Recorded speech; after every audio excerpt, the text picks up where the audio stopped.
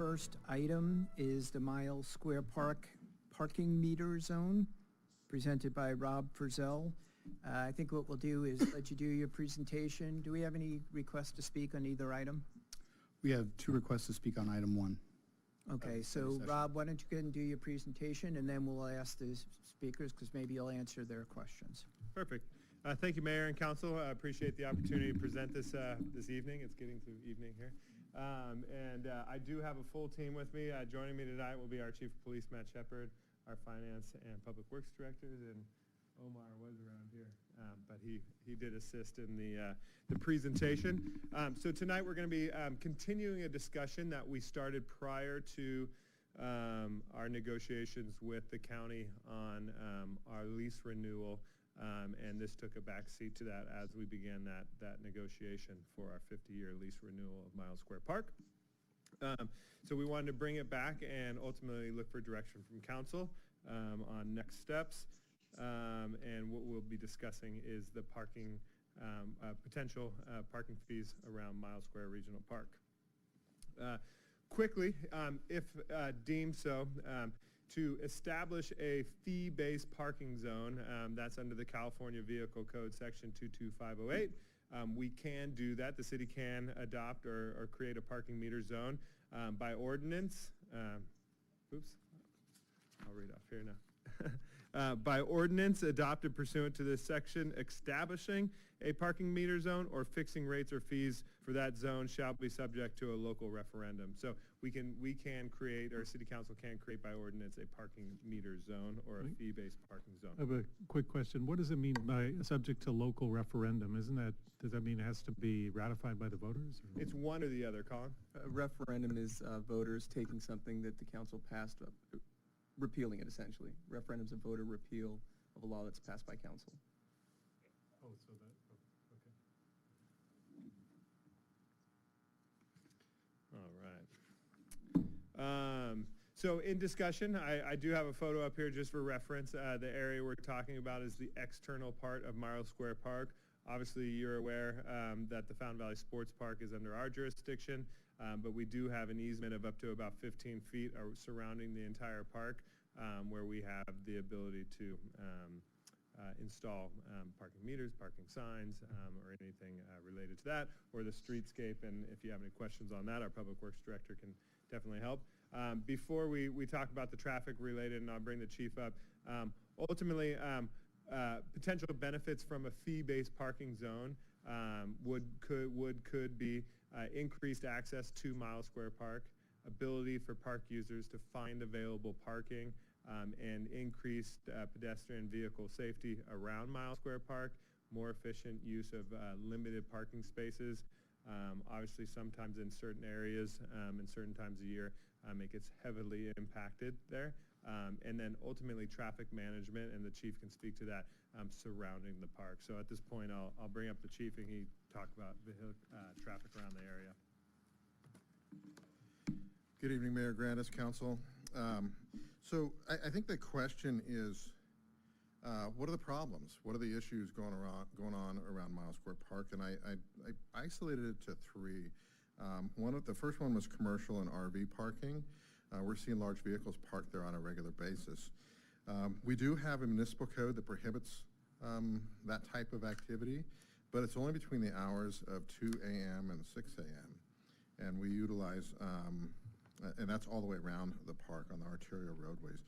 We utilize the municipal code to enforce that frequently, but not as often as I'd like to. It's just a staffing.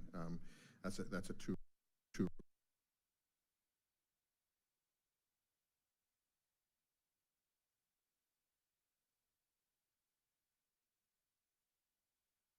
the morning. I don't have parking control out there, so we used our sworn officers for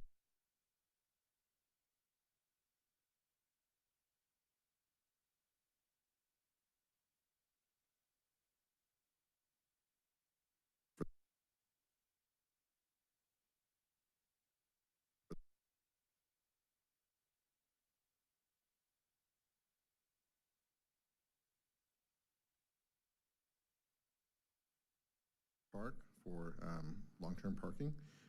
We do have the California Vehicle Code, the 72-hour maximum time that you can park on the public right-of-way. Again, that takes a little bit of follow-up. It's not an immediate resolve. It takes 3 days to get through that process.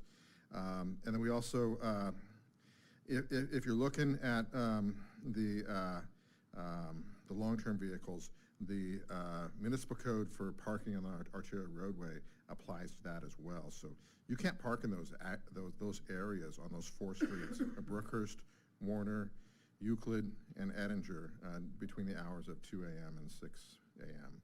So there's kind of a double standard there that we use. And then the final point is OC Parks, the events, the holidays. They have large events in their jurisdiction over on the east side of the park.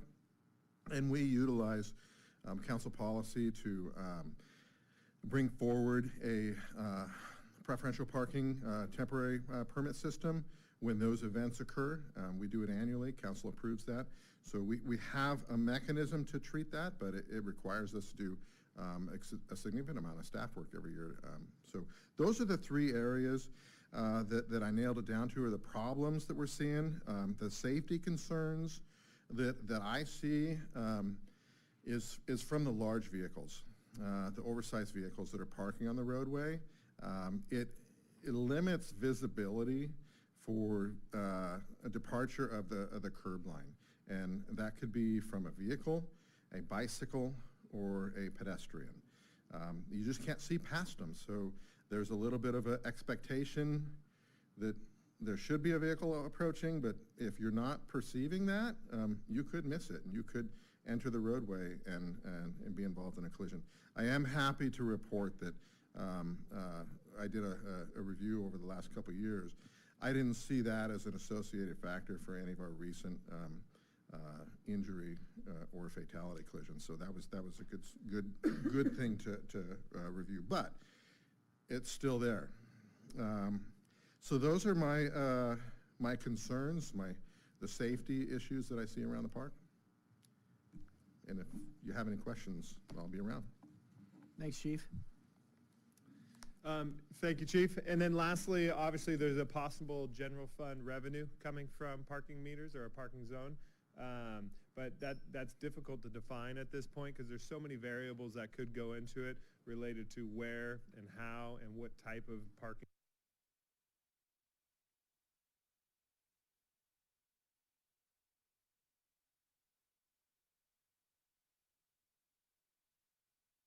And merchant services. So defining the revenue opportunity right now is difficult. There are multiple ways to do parking solutions out there, and we do have somebody joining us from one of the types of services. This is Madison Hummer. She's with Park Mobile, so if we have any questions, and she also has a presentation if you deem that you would like to see it.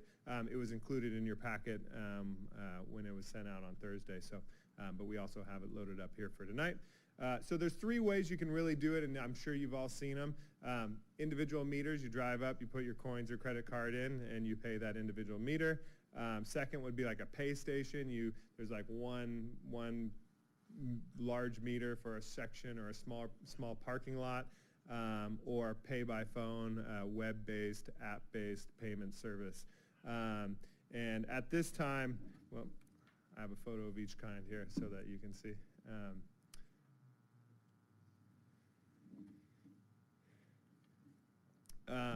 And then, so related to fees and fee structures, OC Parks right now, they do charge on the internal side of our internal parts of Mile Square Park. They charge Monday through Friday $3. It's a daily fee. It's not hourly. So it's a daily fee. Saturday, Sunday, they do $5 and $3 for the nature preserve. Holidays, they will bump it up to $7. So they have demand-based pricing there. And then certain other parks, they'll push it up to $15 at Mason Park down in Irvine. But we also have some rates from adjacent cities.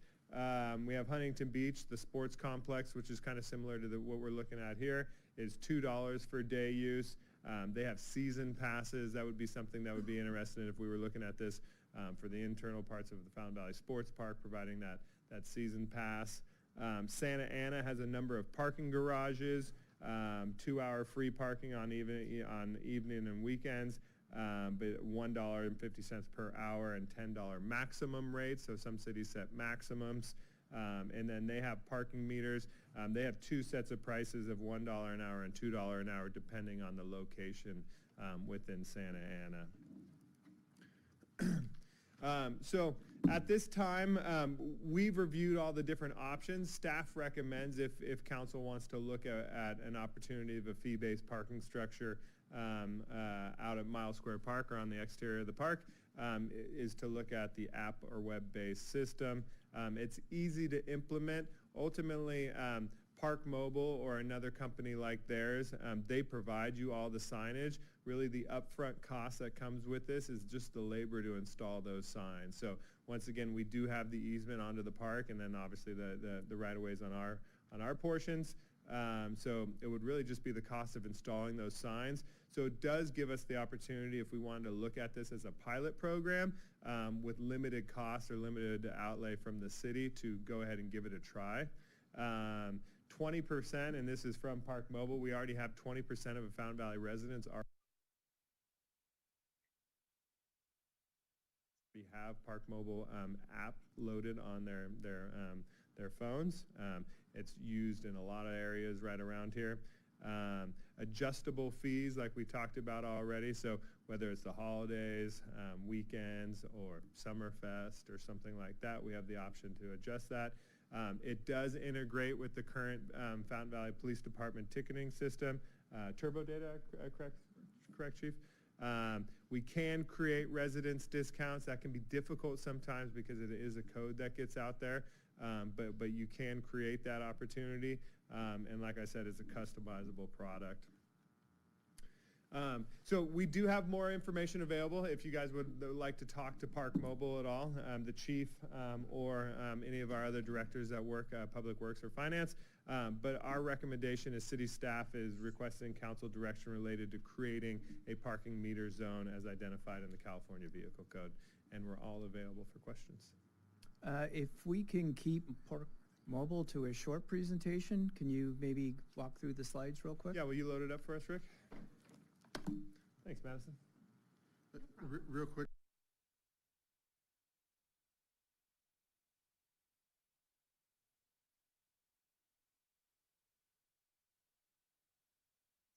A shorter period, a test, so you might say. There's still a staffing issue that we would have to address. What is the best method? Would we do that with in-house staff, or would we outsource that to another company? Looking at the numbers, is relatively the same for outsourcing as compared to internal staff, and just my quick snippet of it. So we'd have to really sit down and take a look and dive into the numbers to see what would be the best model for the city before we would move forward with a pilot program. Councilmember Constantine? Chief Shepherd. Yes, ma'am. So with the 2 to 6 a.m. no parking, would this supersede that, or would that still hold the ordinance that we have? No, that ordinance would stay on the books, and we would continue to utilize that. And I do have to say that since we changed the enforcement model on that, we've seen a drastic improvement surrounding the Miles Square Park area. I think my drive-through this morning at 6 a.m., I only saw a few vehicles that were parked there. Thank you.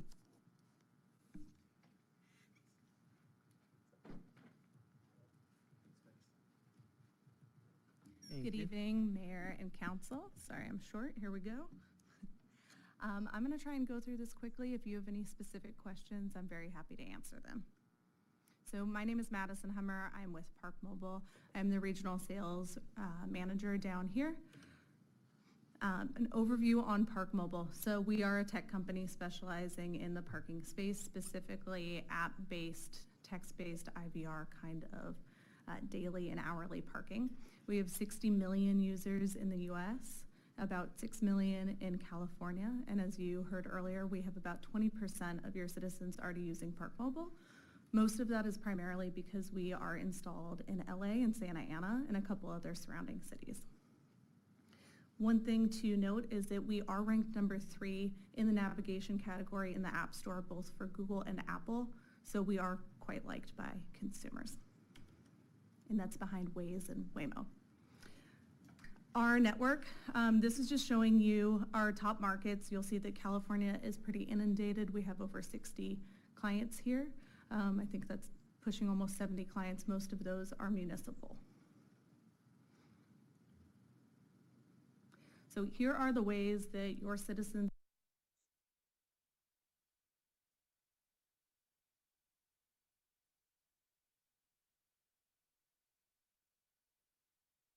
if you wanted to do something like take the QR code off there, you can do so. But there are ways to park via app. You can call in. That's a very popular option for those who are unbanked. You can use a preloaded card to call into our customer service 24/7. You can text to pay, and you can use a web-based checkout either via account, or you can use a guest checkout if you do not want to make an account. But if you're someone who's using the park regularly, using an account would be beneficial. Just speed up the process of getting to the park, paying, and getting on your way. Here's a couple of the features of the app. The one that I will probably point out is that you can manage your vehicles within the application itself. So there's a quick save feature as well as a Find My Car feature. So if you don't remember where you parked at the end of a long day with your kid at the park, you will be routed back to your vehicle and on you go. A quick look at the back end. We do want to be fully transparent with what you are bringing in and your transaction volume. So you will have access to that in our back end reporting. And we will also integrate with Turbo Data as we mentioned earlier. We will push that information in real time, so you will make sure that you are enforcing properly all the time. If you choose to go with Park Mobile, we would expect a 60-day or less implementation timeframe. We have seen it as low as 7 days, but 30 to 60 is a realistic timeframe from the time the contract is signed. Here are some of the cities and universities that we work with.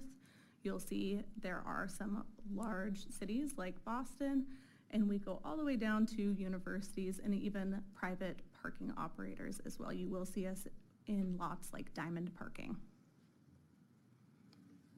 Any questions? No. Councilmember Constantine? Okay, so we have a number of non-English speaking people, whether they're residents or people that visit the park. I see signage in English. What about, different nationalities? And also, what if somebody parks and doesn't pay because they don't know anything about it?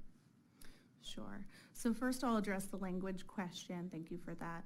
On our web-based experience, there is a Google Translate option that is available in hundreds of languages, and we typically will have citizens use that versus in-app experience. And we are installed in many border cities and many multicultural cities that use that. Your second question. What if somebody parks and doesn't pay for whatever reason? So our integration to Turbo Data is in real time. So when they are checking a license plate in their system, it will give them the thumbs up or thumbs down. If they have not paid, it will alert Turbo Data citation management system to issue a citation. I'm not clear. Are the police involved? A police officer or a parking enforcement officer would need to issue a citation themselves, yes. Or After what period of outsource time? it? Yes, if you outsource to another company, then they would be walking or driving, depending on which software you have. I believe you're walking those beats currently. No, that would be a drive. Okay, a drive. Yeah, well. Then if they find someone who has not paid, then they will issue them a citation. It's a very straightforward process. Okay, thank you. Any other And we've questions? integrated with Turbo Data many, many times. Do we know how much the citation is? If you don't, that's fine. I'm just curious. Okay. Why don't we go to public speakers at this point? I think we had two.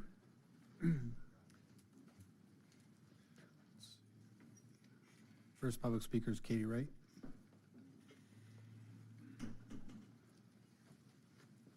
Good evening, Mayor Grandis and council.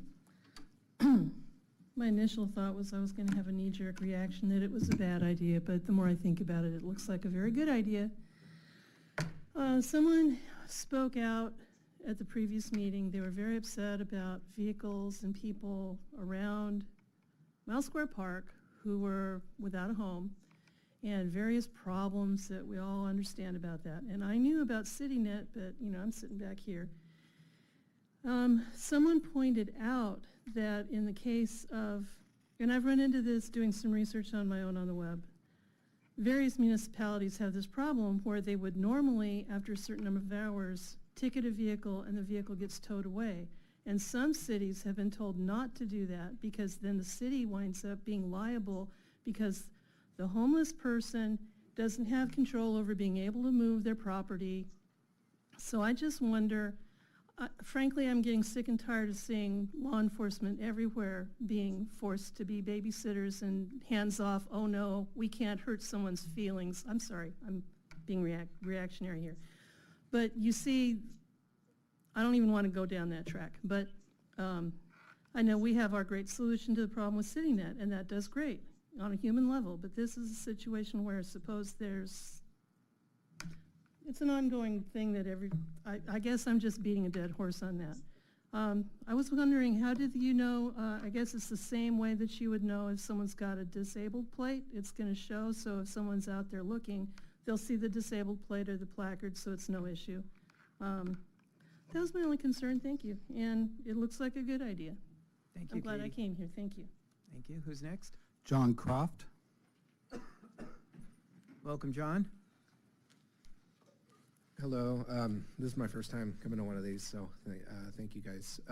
I guess my concern is just like the impact of using the park as a resident, right? Like my fear is that we establish parking that's paid along the streets around the park, that the people who are like walking their dog or just running around the park or whatever that we see all the time, that usually park on the street to access the side of the park, are now going to park inside. And then parking inside is already congested. You know, whether it's through I mean, big events like the summer events or Easter or Christmas, those events are always struggle for parking anyways. So one question is during those events that are sponsored by the city for residents to come, would there be exemptions to the parking? Or as some people had, or what I thought I heard was maybe that those rates would actually go up during those events. So then it's like we're paying our property taxes for, and these services are provided, and then now we're having to pay extra to kind of access these. Or it's just like whether it's taking our kids to baseball or AYSO or whatever, we're already paying fees for permits to use the park, right? And then we're gonna have to pay more to be able to participate in those sorts of things. So, I mean, I'm sure that, I know there's a lot of smart people, and like I'm sure there's lots of different solutions, but I know like in Long Beach, as far as like RVs, and I get that concern. I lived right off of Ocean before moving to Fountain Valley, and they had height and length limits on parking once you got closer to the beach, and I'm not sure if that's a possible solution for the RV problem. I'm sure people have already thought about that, but I guess those are kind of like my concerns and I guess questions about like how that like impacts the residents, or if there's going to be an option for like a resident to, who has their vehicle registered, who lives in the city, to be able to apply for like a free permit to be able to use the park throughout the year. And so it's just registered, so they're fine to use the park, which would then be, and that could like limit like the homeless or transient population that kind of comes because they don't have an address or whatever, so they wouldn't be able to apply for those sorts of things. I don't know, that could be a possible solution. My fear with having, then it goes paid is that, and then we say, oh, the residents get it, and then 2 years, 3 years, 5 years down the road, they go, well, we're gonna change our mind, now the residents have to pay, and then the rates kind of keep going up, and it's just like another tax upon another tax that as residents we're paying to access the city that we live in, that we already pay property taxes and sales tax and other fees and stuff like that. Or, I participated in different things to help raise money for the for the playground, for the accessibility playground. And I get that on like capital expenditures, but just like on day-to-day things, you know, it just feels like a nickel and dime for. John, your time is up. Okay, I'm sorry. No, you're good, you're good, John, thank you. Yeah. It looks like I have one more speaker on Zoom. Jessica and Sierra. Hi, thank you for letting me speak. I think that the other gentleman's idea of maybe having, you know, residents being able to have some kind of free permit to park around the street is a good idea. However, I think that since it is a county park and it is one of, you know, the most accessible recreation for our city right now, I don't really think that it is a good idea to take that away from our children, away from the residents here, people, old elderly that are trying to exercise, you know, without having to incur an extra expense. There's people that visit the park daily, and I feel like it might be a deterrent for people to have to park, you know, pay for the meter parking on a regular basis. And then I am also concerned about when, you know, the revenue starts, you know, adding up from the meter fees, where is that money going to be spent? You know, we are losing recreation all the time. We're, you know, I heard that the bowling alley might be going away. Lamppost Pizza, where the kids go, you know, after their baseball games, you know, Round Table has left. And I know that these are things that, you know, aren't really under the city's control. You know, it's all, you know, private property and, you know, private sellers and things like that. But it just feels like we are losing more and more things for our children to do, especially free things to keep them, you know, busy, to keep them active. And I just don't think that having meters around the park is a good idea for deterring you know, recreational vehicles and homeless vehicles. I go around the park daily, and yes, I do see some here and there, but I don't feel like it is as big of an issue. I mean, we're able to find parking all the time. It's not that difficult, and it might also bleed the parking into residential areas that might affect, you know, people's homes and things like that, instead of just being around the park. Thank you for your comments, appreciate that. All right, well, I think Rob? I'm just Yeah, for available for questions. questions and to help facilitate. All right, let's just go around the horn. Councilmember Constantine? Okay, yeah, it's a no. Miles Square Park is beloved. It's used a lot by people, and we don't have a parking problem around there that I know of, and I'm around a lot. And people are hurting financially. This is just not the right thing to do. I could go on, but I think that's good enough. Thank you. So no from me. Councilor Hart, I'm not really looking for necessary decision, but any comments or concerns? Yeah, I guess my question is, you know, what's the goal of this program? Are we trying to solve a issue with parking, or are we trying to raise revenue for the city? I'm not really sure,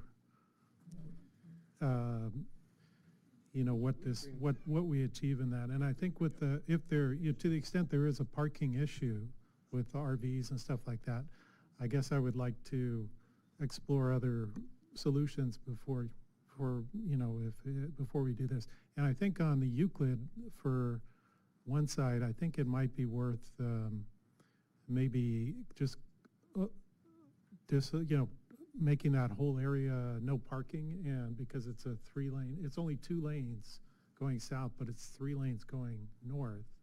So I think if you just eliminated parking and made it 3 lanes all the way south, that would be, you know, there'd be no more parking on that side of the park. So that's my 2 cents. But I don't really feel strongly about it one way or the other. In response to your question, I think it's a combination of multiple benefits that are being looked at. Access and accessibility to the park, parking, vehicular safety around there. Some of the larger weekends when, just like you said, on that 2-lane road, it really becomes a 1-lane road when people are stopping and trying to parallel park. So that's not a bad idea, looking into putting no parking or maybe specific times of the year. But it's a combination of benefits that we're bringing forward to review. Okay. Councilmember Canine? Yeah, Mayor, I think, I appreciate the public comments, and I think that was one of my concerns, was the impact to local residents. On the way here to this meeting, I drove down Euclid and was just kind of reflecting and observing how many folks were using the park and thinking, probably a lot of those are residents. So I would like to at least explore a free pass for residents, not just a discount, but something that says, hey, if you live here, you don't have to worry about parking over there. Beyond that, I think there are a lot of positives. I made a list of all the pros, and I've got like a list, 9 benefits and sort of pros, and there's not a whole lot of cons. So at least I'm kind of leaning towards this program, at least a pilot. I think I'm willing to explore it. Thank you. Vice Mayor Bowie? Thank you so much. Can you hear me? Yeah. Okay. Well, first of all, thank you, Chief, for your, explanation of what your concerns are. So what I'm here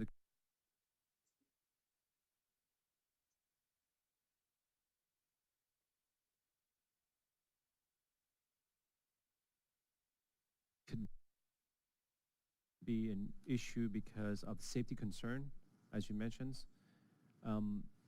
You also mentioned the downside of that is the municipal code enforcement time, which is from 2 a.m. to 6 a.m. Like my colleague, Councilmember Patrick Harper mentions, perhaps we need to, rather than implement this right away, maybe we should look at some of the ordinance revisions.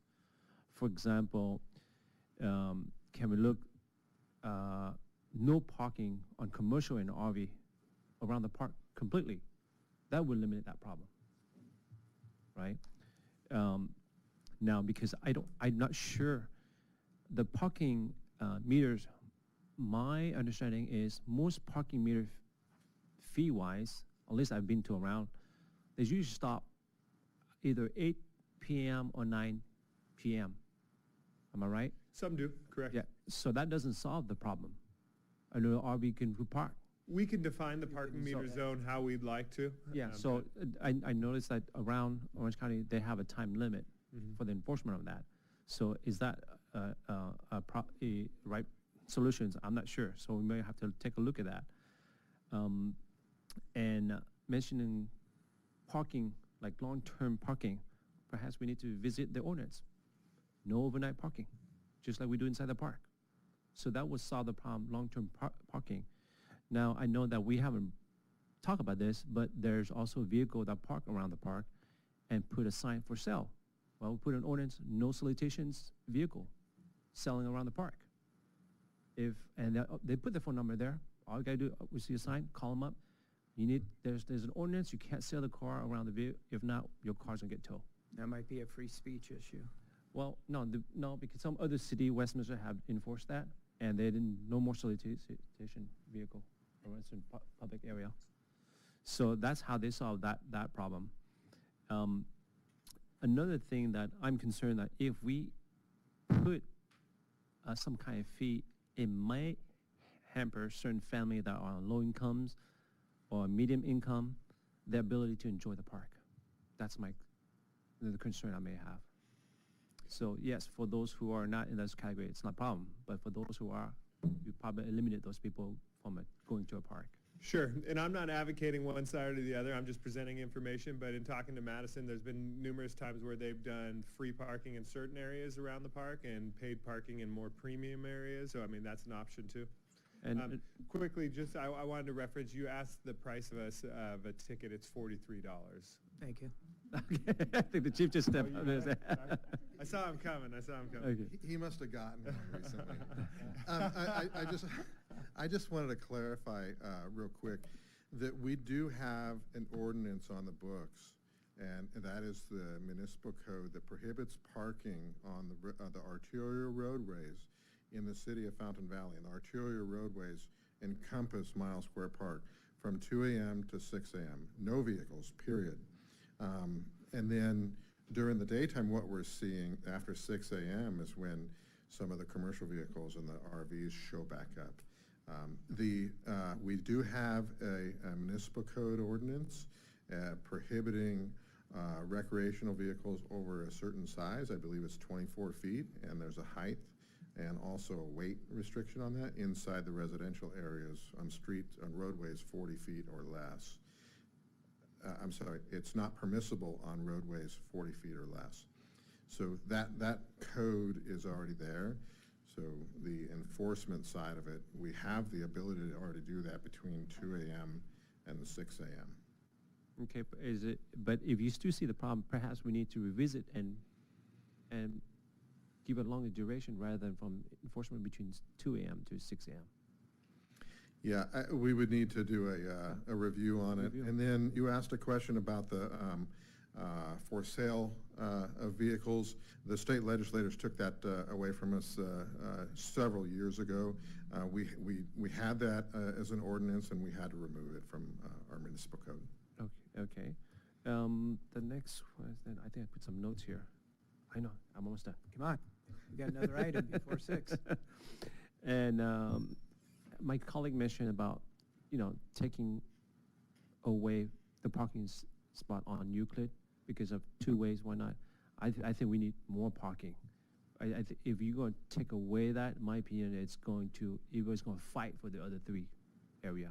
It would definitely drive people inside the park for right. You drive inside or try to go the other area. Potentially into the neighborhood. Right. So I don't think it's a good idea. Just leave it and Okay. figure it out way. Okay, I got a few things I'd like to go through. So first off, to answer John's question, thank you, John, for speaking, by the way, but I don't think there's any intent of us charging for parking within the sports park itself. So if you entered in off of Heil, I don't think anybody has ever brought that up. So what are we trying to do? So for me, this was brought up at the strategic planning session as an opportunity to increase revenue. That's why it's back before us as a study session. But for me, I've gotten so many complaints from residents who live in that area about people, especially in RVs, parking long-term and then leaving trash and other items I don't want to mention behind, and it's been a real problem. I went by the other day, I counted 8 RVs. I use Euclid a lot. It is extremely dangerous on a busy weekend when you're driving down Euclid and people are A, going really slow with their hazards on because they're waiting for a spot, or B, they're trying to parallel park on Euclid or get out of a tight parking spot. So for me, the biggest issue is a safety issue, even more than a revenue issue. The car sales is a big item for me. Long-term parking, I know of people who were like, I'm going away on a trip and I need a place to park. I'm leaving it at Miles Square Park because they're allowed to leave it on the outside, and there's no way for our police to really know who's been there for 72 hours or more. That's extremely difficult to monitor. Also, the backup of traffic on Euclid and Edinger on a weekend, it's really hard to get through there again because people are trying to parallel park, and it's a safety issue. I would totally be in favor of not charging residents. I don't want this to be a charge to Fountain Valley residents. We get a lot of people from outside our city who use the Miles Square part of the park, so the Edinger, Euclid, especially, and Warner. And we're still using city resources. It's still our police, our fire, our cost. And it's a way for us to have those that are using it to help pay for some of those costs. And the county, the only reason people are parking along the street is because they don't want to pay to park within the park. That's the only reason. It's not more convenient because there's lots of parking inside along the different areas. Matter of fact, you have to walk into the park from the street. So I want to take that away, that incentive. So either we match what they're doing inside, the county, I know a lot of people were saying the county won't be happy. No, the county's gonna be very happy because they don't want the free parking over there. They would rather people go inside. I would rather people go inside and park where you're supposed to park. I would like, I don't know if we could charge by the hour, so from 10 a.m. to 6 or 2 a.m., you know, it's $10 an hour, something that really, because there's no reason to be there during those hours, you know, after a certain time. I think the system is flexible that maybe we could try that. I don't know. Let's see. And the big events that go on the county side, you know, again, we're paying for a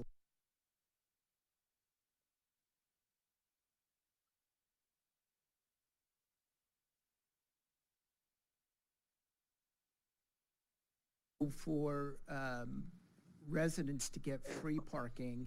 Is there a way for them to register their car as opposed to just having a code that anybody can steal or use or share? It is a separate system than the zone proposal that I have sent you, but I can certainly send that to Rob and have you look over that. Additionally, you asked a question about whether or not you could do an hourly rate instead. That is completely feasible, and if any time during your use of Park Mobile software, if you need to change rates, you can do so. This is completely up to you to set the rates of the rules. And Councilmember Constantine brought up a good point regarding language. I mean, in our area, we have lots of Vietnamese speakers and Spanish speakers. I think we could put that on the sign. I mean, there's no reason we can't have it in multiple languages, I would assume. It's completely up to you on how much signage you are willing to install.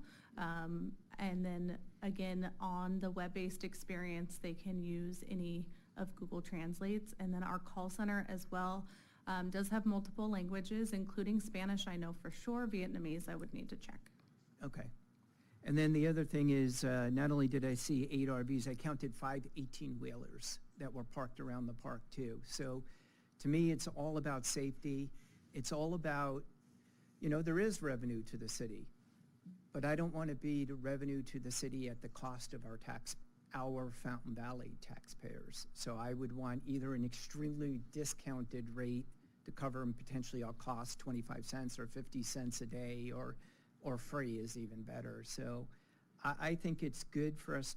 Let's try it. Let's see if it solves the issues. And let's look at it after, I don't know, 6 months or whatever a fair period of time is. But I think it solves a lot of problems, especially the residents who live in the area. Now, the concern is people may start parking in their thing and running across Euclid. Chief mentioned that it's costly for us to do permit parking for all the different holidays. We could potentially go to permanent permit parking in those areas. One of the things Madison has brought up in other areas is trying to match a low cost to something similar to OC parks, because if we charge too high, it is going to drive people into the neighborhoods, right? At some price point, it's going to be too expensive. Or it's going to drive them into the park and park where you're supposed to park. Yeah, until that fills up. Well, that's a top right portion of the park there where the vast majority of the parking is. You know, I have a comment. Sure, Councilmember Who's to Constantine. say where people are supposed to park? I mean, you park on the street. Personally, I don't park on the street. I wouldn't park on the street for any reason, but I don't understand. We need more enforcement around the park. That's what we need. I'd like to see Euclid. It's too dangerous, it's true. And I don't think it would drive people into the neighborhoods if you took away parking on that area, because that's a very, very busy area consistently. I'm totally against this parking thing. The more I hear it. Thanks. Okay. Chief, you have a comment?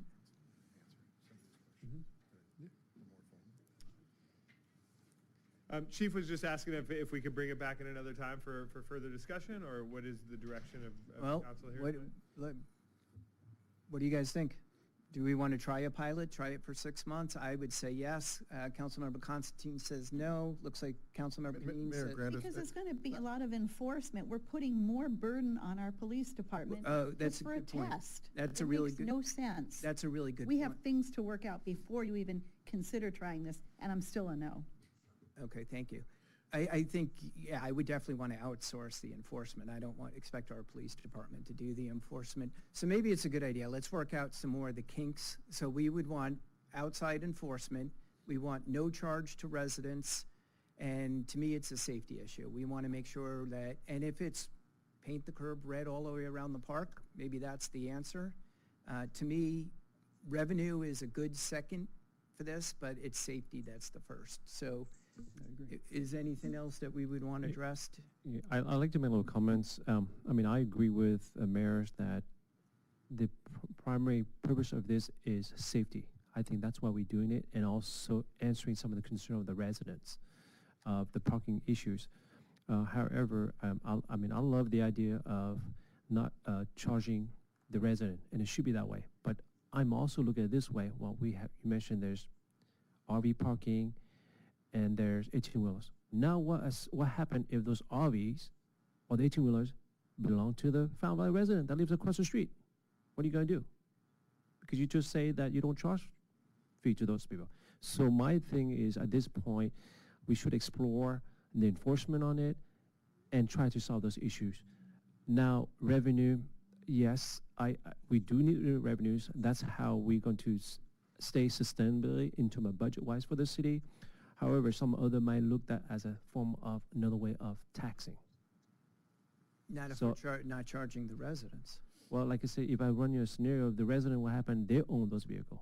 Well, they can't park RVs there. That's not allowed. But you. Okay, I think we need more So- stuff to come back. I think it's too soon. Are you guys, everybody, I have one more question for Madison.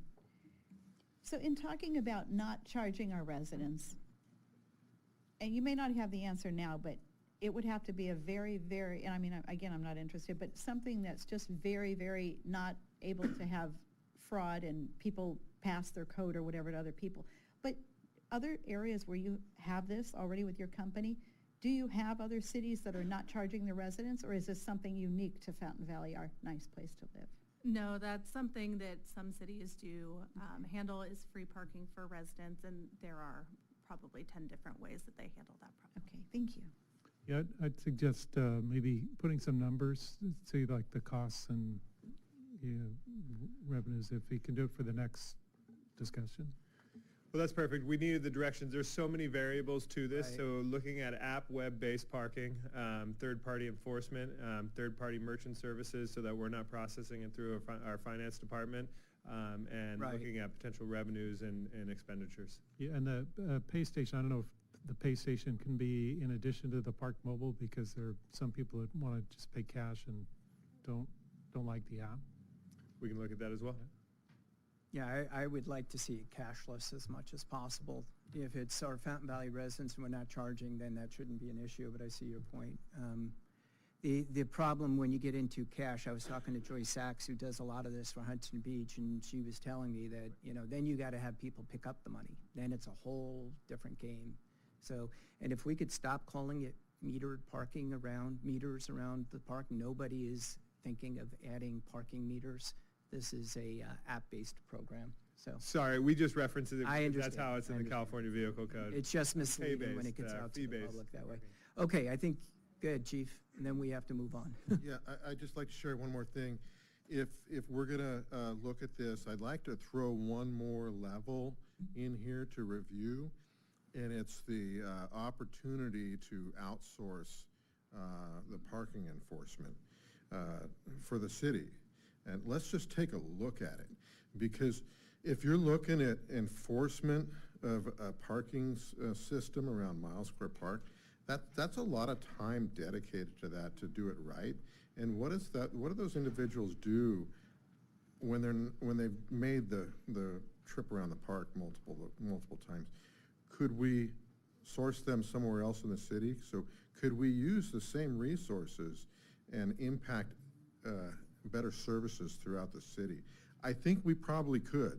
Great And idea. it might solve some of the other parking issues in the city. I'm working on a draft to update council on some of the parking issues we've had over the last couple months. And if we could make a change by looking at this holistically, we could do some good here. That's a great idea. Okay. What about the RSVPs, though? The RSVPs are not a parking enforcement. They're really, their only level of issuing citations is handicap parking, and that's really about it. Then we use them for helping with the code enforcement in the residential areas. And we would want this at night too. We don't want Right. to send RSVPs out at night. So, okay, I think we have clear direction, right? Thanks, guys. Really appreciate it. Good discussion by everybody. All right, the next item